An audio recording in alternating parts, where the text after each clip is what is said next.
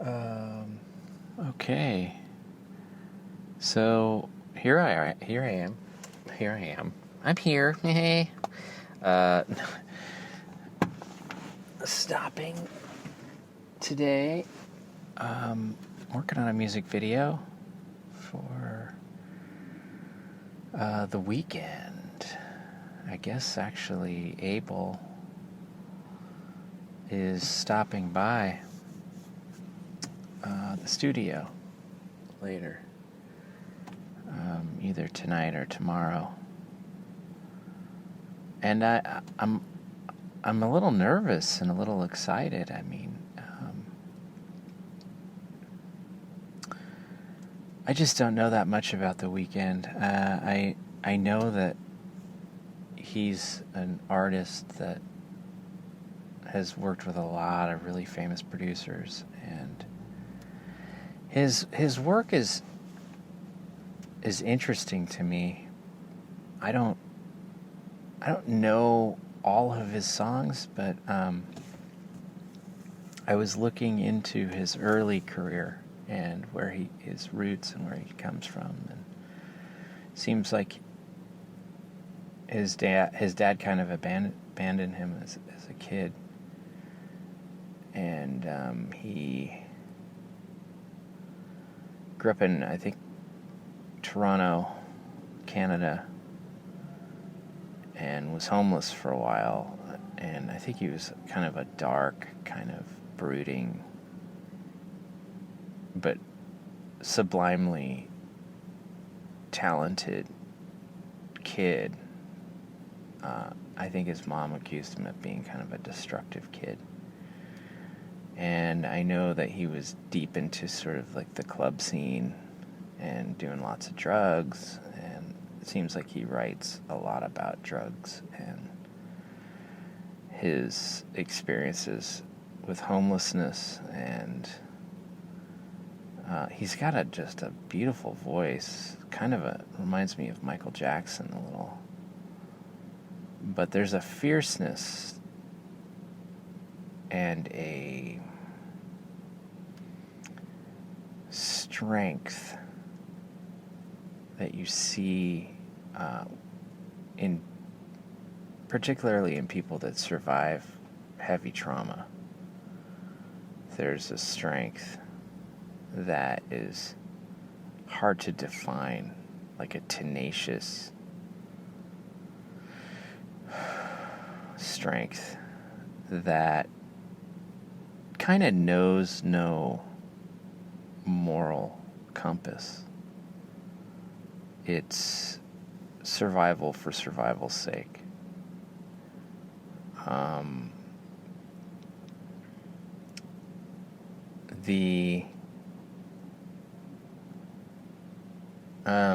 That aside, I wanted to talk about observation.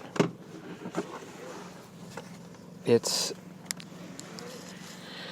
I'm doing this music video, and it's part of the chore, or I guess the challenge, is to be sensitive to the artist, because this isn't an interpretation of just anybody. He's actually the main character in the video, Abel. And there's a lot of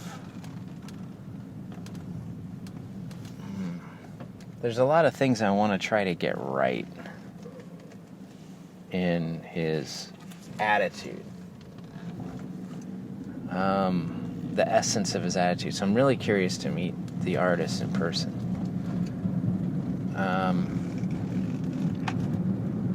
Is he going to be aloof or condescending? Is he going to be curious? Is he going to be nerdy? What's the essence of this person? And where, no judgment aside, where is the aloofness coming from?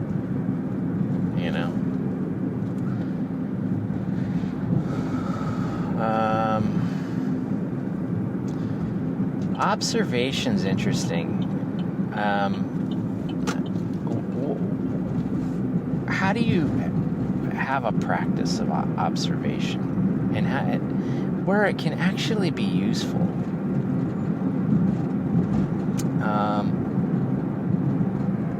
I tend to look at walks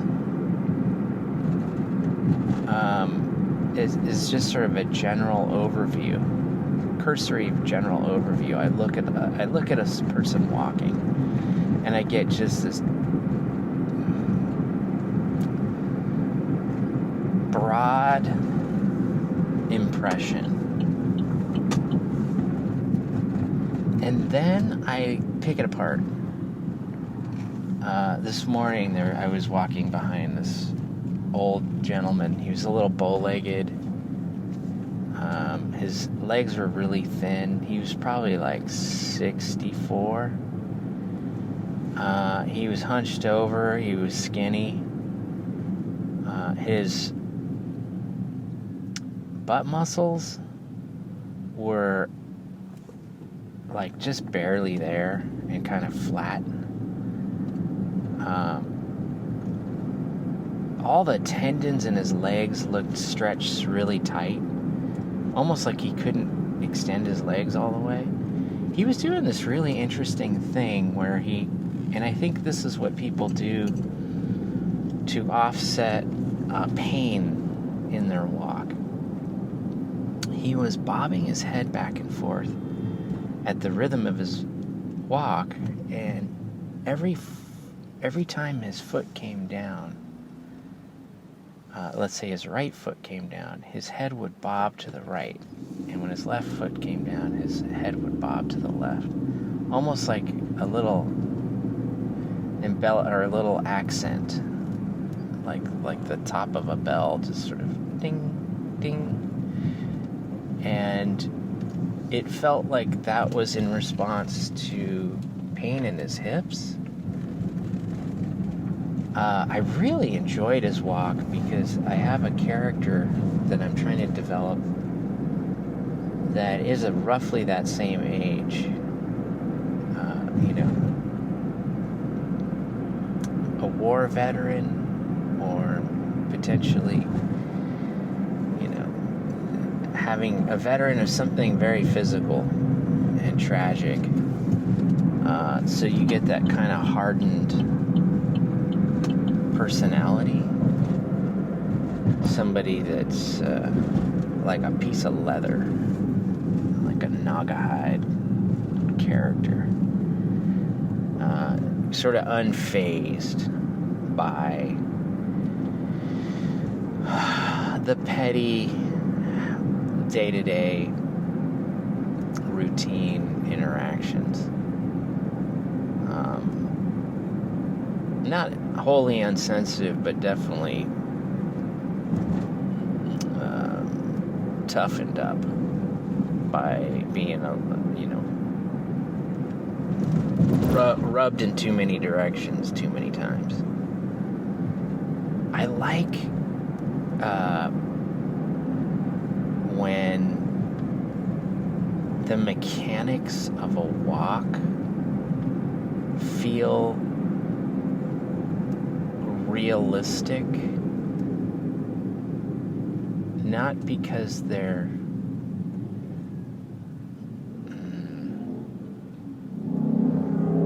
everything's in the right place and they're perfect as far as physics go, but realistic as far as like getting the essence of the personality or character across.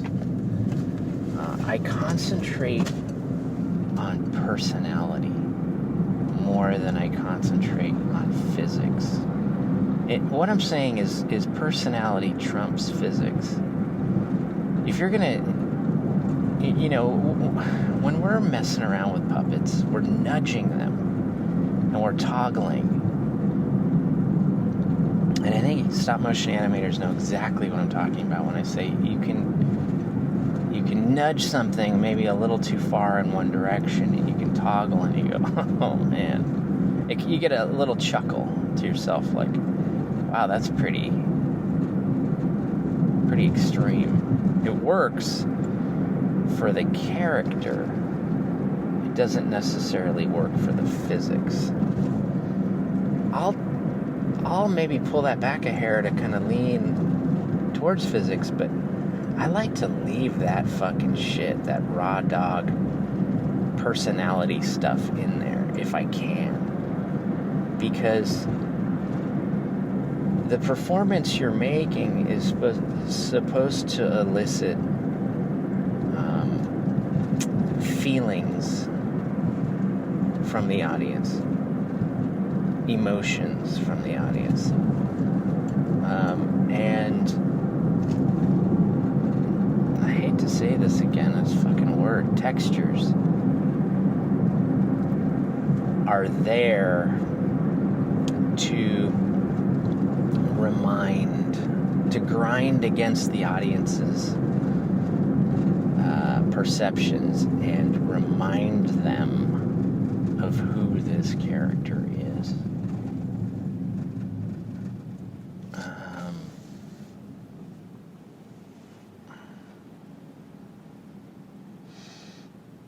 I'm looking at a woman walking right now, and she's very attractive, young. She's got these tight pants, but she looks like uncomfortable.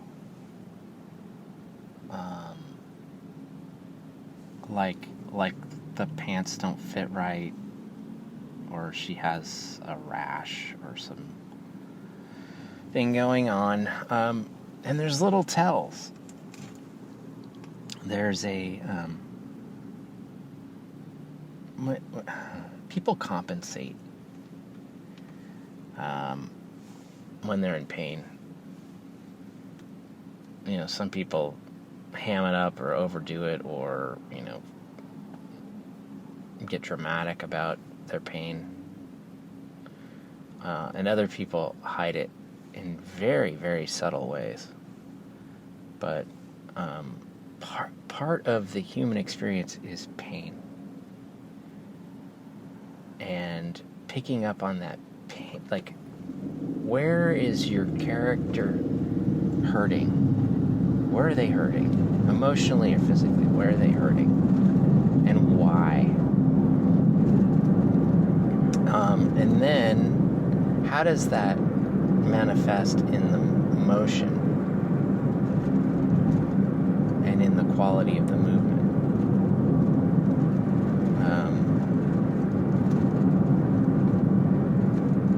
And can you work that into the performance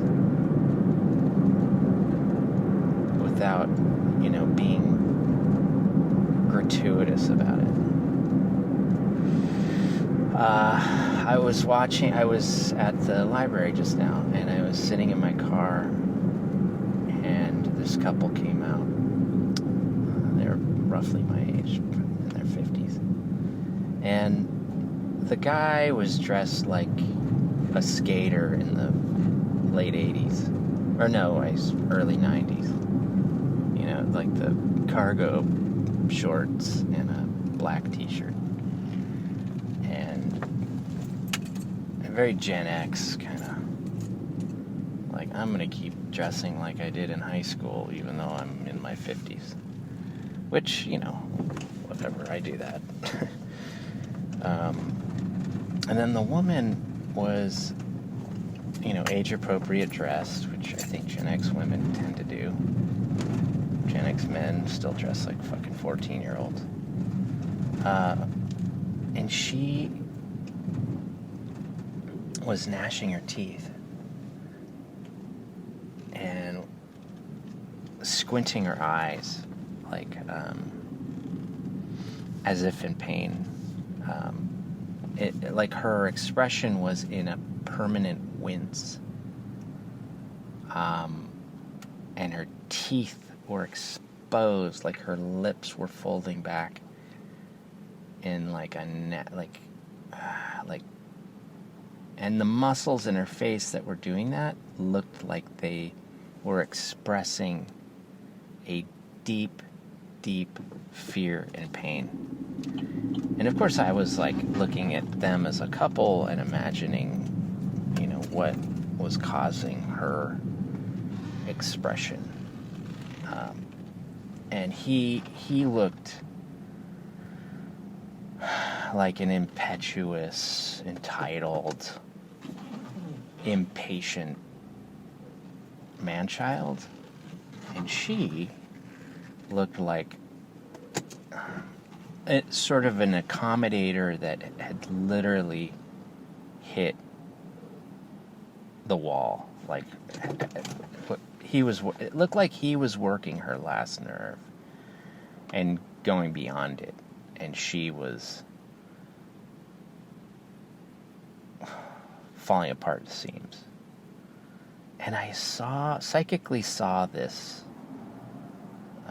relationship in a snapshot. I mean, dude, it took...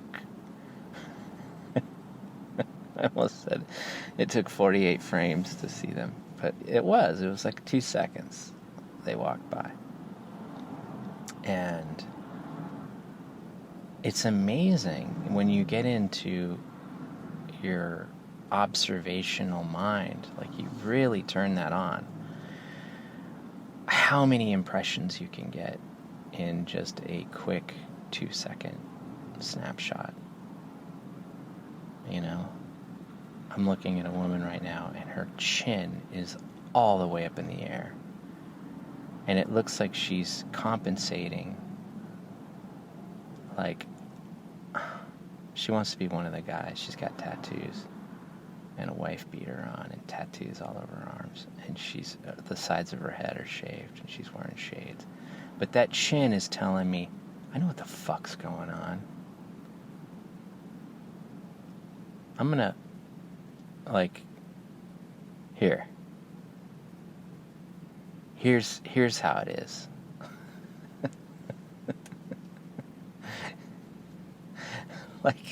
like she's gonna cut in line with her chin. Like, you can put a lot of your character's attitude and power in one spot. You can stick it all in somebody's chin. Oh yeah? You know, you can thrust that chin up in a defensive way, or you can do it in a really aggressive way.